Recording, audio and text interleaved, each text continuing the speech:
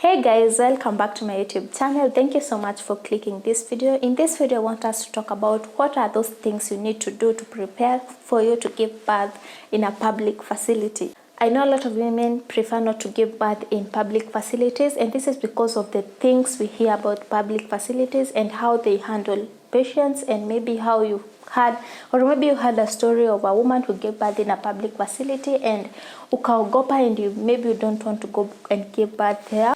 Does this mean that women don't give birth in public facilities? No, they do. In this video, I just want to highlight some of the things you can do to make your experience even better than that of your friend or that of a person you had saying that they had a bad experience in the hospital. So let us get straight into the video. So the first thing you need to do before you settle for a public facility is you do your research. Make sure that you do, and this is something that I keep on telling a lot of people, make sure that you do your own research. Go and read reviews about the specific hospital. If you want to go to Kiambu, if you want to go to Kenyatta, if you want to go to Thika level 5 hospital, make sure you read reviews about maternity hospitals. And by the way, in my TikTok account, I do a lot of maternity reviews. Reviews are comments that I get from moms who have been to these maternity hospitals, so you can go and check those reviews. They are genuine reviews. I engage with moms who have been to these hospitals, not influencers, not anyone who was paid to go to that hospital. Genuine reviews. So you can just go and read those comments and get to see if the hospital you want to go to is the best hospital you can go to. And by the way, I always say this, when reading reviews, hakutawahi kosa negative review. Usiangalie tu juu ulienda kusoma reviews watu wawili wakasema hiyo hosi nilienda sijui they did this to me, and then you have 10 more other women who are there saying that that hospital was the best hospital for them. Then I don't see a reason why you can't go because of the 2 women who said that hospital was not the best. So make sure you read reviews and make sure you weigh the negative and the positive. If the positive ziko mingi, then you go to that hospital. If the negative ziko mingi, then you don't go to that hospital. Okay? Another thing, and this is something I always tell my girls, be prepared mentally. Be prepared mentally. Just know that umeenda kujifungua, and giving birth is not all about finances. You know, I always see people saying that I'm not going to give birth until I'm financially stable. My dear, giving birth is not all about finances. You have to be prepared mentally. You have to be prepared physically. You have to be prepared emotionally, because I'm telling you guys, kuzaa si mchezo. If you see a woman going to give birth and she comes out of that hospital, that woman is a hero. A mother is a hero. You know, giving birth ilifanya nipatie mamangu a lot of respect. You know, the respect I had given her, I doubled it to 100 times, because, you know, I just, after experiencing that, whatever I experienced, I just gave respect, mad respect to every mom out here, because giving birth is not easy. So you have to be prepared mentally, physically, emotionally, because it can be traumatizing. And angles zote tu kuwa prepared. Read more books about giving birth. Watch videos. Watch raw videos of women giving birth. Usiende kushuka huko daktari akikwambia baby girl, I want to see you dilate how many centimeters. Unamuuliza, what do you want to do with me? Yani uko surprised. Be aware of these things. Be aware that giving birth is you giving out your all. Hapo hakuna unasikianga ile msemo inasemanga mficha uchi hazai. That is very true, and not unless unazaa na CS. If you're going it the normal way, be prepared. Be prepared and be prepared. Okay, the other thing is lower your expectations.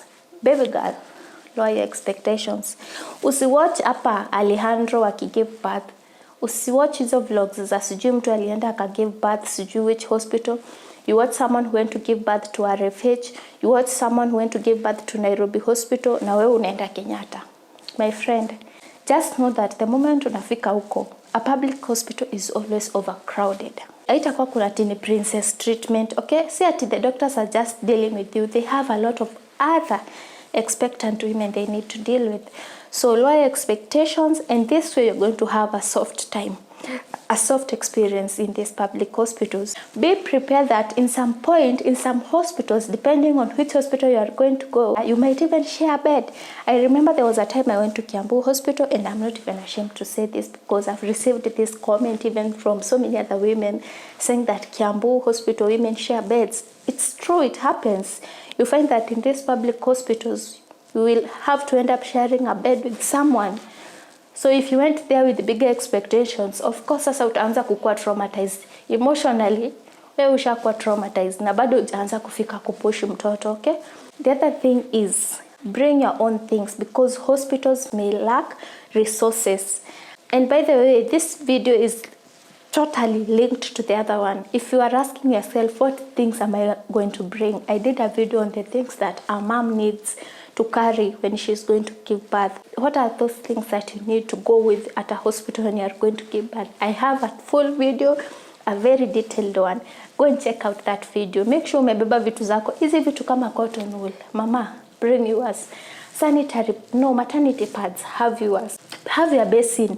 Usiende huko kuanza kuombaomba watu karai ati nisaidie karai ya kuoga, nisaidie sijui katawel nijipanguze. Have your towel. Bring a leso. Okay? Beba vitu za mtoto enough. Si ati ni hizi aibu za kwenda nisaidie ka pampers. Bring your own things. Make sure you have everything. Go and watch that video. Ujue ni nini nafaa kubeba na ni nini sifai kubeba. Usiende uko na suitcase umeenda kuuza. Not unless unajiombea ukae hosi. Beba vitu zenye zinafaa na vitu zenye zitakusaidia. Okay, moms? Go and watch that video, by the way. Go and watch it. I'm going to link it somewhere. Go and watch it. Bring your own things. Usitegemee resources za hosi. Government hospitals saa zingine hawananga resources. Inafika hata una cotton wool. Sijui they need to use a wembe. Be extra. Bring your own wembe. Bring your razor. They use razors to cut the umbilical cord. Daktari anasema, sioni umbilical wembe, sijui sioni razor ya kukata, mwambie I have mine. Go and take it from my bag. Be extra. Be extra, by the way. Have everything. Okay? The other thing is you be cooperative. Let me tell you something. Yeah? And this is something that nimeona. This is something that I witnessed. The moment you go to a hospital that is a public facility and the doctors, the nurses, maybe it's a night shift or even a day shift, they are dealing with over 20 women. Na wewe ni sumbua, watakurusha mikono. They will say, they will not deal with their stubbornness, by the way. They will just deal with women who are cooperative. I remember there was, in my case, when I was giving birth, I was not in a public facility, but I was in a mission hospital. And when I was there, that night we were like 4 women who were giving birth. And there was a lady who was very stubborn. Nakumbuka alikuwa anasumbua madaktari sana. And because of her being stubborn, I always say this, and the doctors even say this, because of if she was cooperative, at least if she could listen to the doctors were asking her, kindly push. Anaogopa kupush, anaogopa because she was not prepared. She was not prepared for birth. This is why I'm telling you, do research. Know everything about giving birth. Alikuwa anaogopa kupush, alikuwa anaogopa kukaa apart, And juu ya hiyo kuvutana mingi, she lost her baby. When she gave birth, after giving birth, her baby stayed in the nursery for about 2 days, and then because mtoto wake alikuwa na shida oxygen, she lost her baby. And kitu mi nasemanga, not only me, the doctors even told her, if she was cooperative, she could not have lost her child.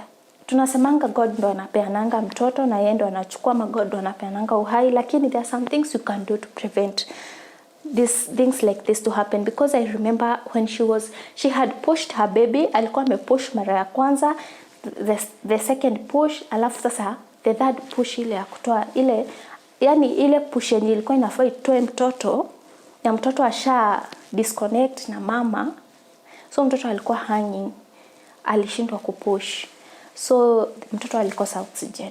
And I remember it was so traumatizing. I had not given birth. Nilikuwa tu nangoja because I gave birth at night and she gave birth at around 6 p.m.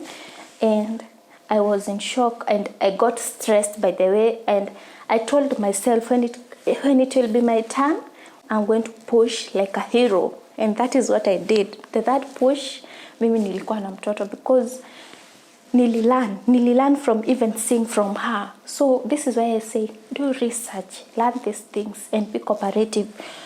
Cooperating in a public hospital, this should be your number one goal, by the way. Number one goal, cooperate with these doctors. Usiende kusumbuana na madaktari. Don't be over dramatic. I see women even rolling down on the ground. Wengine wanatoa nguo. I know giving birth is not easy. I know the pain of giving birth, the pain of a child, but tafadhali usikuwe extra sana aki. Some women are just so dramatic. Usikuwe extra sana, okay? So another thing is, and this is very important, is always have a backup plan. Have a backup plan. If you are using NHIF to pay for your hospital bill, if you are using Linda Mama or whatever it is that you are using, have a backup plan. Have a backup hospital in mind. Enye unajua tuseme nimeenda Kenyatta nione hapa vitu hazikai poa, I can rush and go to Pumwani, or I can rush and go to Kiambu, or I can rush and go to the nearest hospital.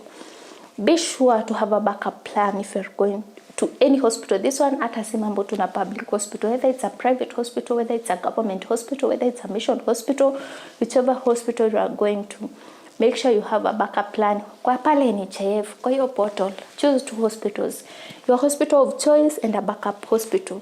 A backup hospital ni ile yenye ukifeel something is wrong. And this brings me to my next point, which is always trust your instincts.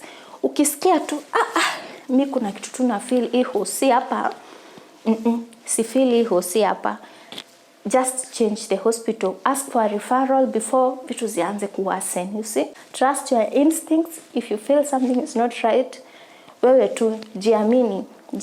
Ukisikia mi si get treatment nataka hapa, nobody is going to force you, just go. But kama uko ile last minute, kuna vitu zingine uwezi avoid. Tuseme umeshafika dilate 10 centimeters ama uko 9, uwezi anza kusema I'm trusting my instincts when you are 9 centimeters. You have to keep birth at that hospital.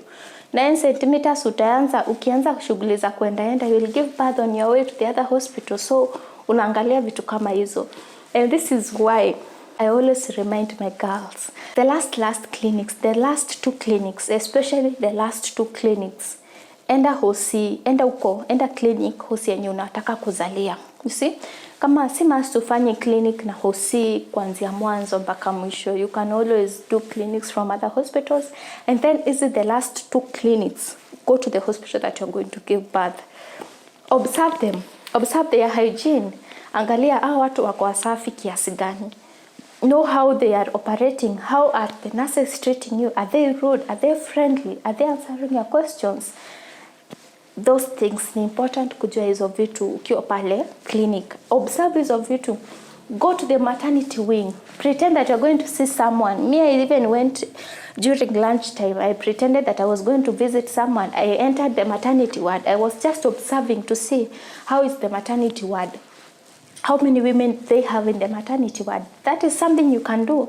Hakuna mtu atakuuliza ati unaenda wapi, or kama uko paged, enda choo hiyo side. You know, the clinic side and the maternity side mostly zinakuwa zimekaribiana. You can be wise. You know, be wise. Kama hiyo iwezekani, just be wise and do something. Make sure that umeenda, yani kama unaweza enda physically side ya maternity, just go. Enda uone, observe. Kwa CID wako, because if you don't do this, who will do it for you? Who will do it for you? Avoid zile last minute vitu za last minute za kukudisappoint. Avoid them. Avoid that kabisa. Okay? And also make sure that you have some money set aside. Usiseme that me, I'm just going to give birth in a public hospital, so sini kwa gavas kila kitu ni free, I don't need money. Utaenda home na nini after giving birth? Have some money set aside, maybe for taxi, maybe they can ask you to buy something. At least have some money set aside. See ati uko tu flat, yani ile pesa ulikuwa nayo ni yenye ilikufikisha hosi. Have some money set aside. Don't be too broke when going to give birth. This is why I keep on telling women to save tu pesa. Hata you have 9 months ya kusave pesa ya kujifungua. Every month make an effort to make hata kama ni 500, 200 depending na mfuko yako, okay? But at least have something that day ya kwenda kujifungua. have something set aside, ile ya security, for security purposes, okay, ile ya emergency. Have something set aside, okay?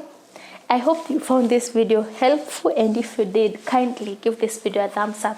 Let me know if this video was helpful to you, and if it was, share this video, comment down below, like this video, and don't forget to subscribe and join my family for more educative videos like this ones. And I will see you in my next video. Bye bye.